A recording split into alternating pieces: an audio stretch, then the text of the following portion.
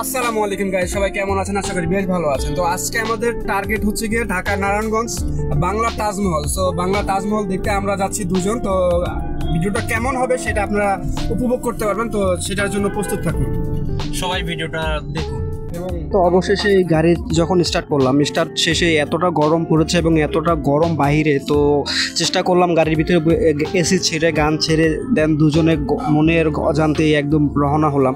তো বেশ রাস্তার মাঝেই উপভোগ করেছিলাম এনজয়টা। তারপরে যখন নারায়ণগঞ্জ সেই বাংলার তাজমহলে উপস্থিত হলাম, তো দূর থেকে দেখানোর চেষ্টা করলাম এবং ফুল ফল এবং চারপাশটা সব কিছু দেখাচ্ছে। এতটা সুন্দর লেগেছে আমার কাছে, যেটা না বললেই নয়। তো দেখুন আপনারা কতটা সুন্দর, একদম পুরা বাংলার তাজমহল। আর একটা বিষয় ইন্টারেস্টিং কি জানেন, এই বাংলার যে তাজমহলটা, এটা কিন্তু ইন্ডিয়ান তাজমহলের দেখেই করা হয়েছে।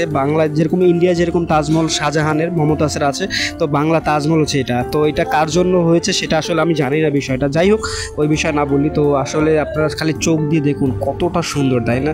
একদম চারপাশটা একদম নিরিবিলি, ভালোই লেগেছে বেশ। আমরা এখন বলতে পারি আমাদের একটা তাজমহল আছে। আর এই তাজমহলটা কিন্তু ঢাকার নারায়ণগঞ্জ 2500 গ্রামেই পড়েছে। তো আপনারা চাইলে একবার গিয়েও দেখতে পারেন যারা না গিয়েছেন। তো মনে হয় আপনাদের ভালো লাগবে যে ইন্ডিয়া যারা না গিয়েছেন, তাজমহল দেখেননি, কিন্তু বাংলা তাজমহল দিয়ে মনকে সান্ত্বনা দিতে পারবেন। তো থ্যাংক ইউ সো মাচ।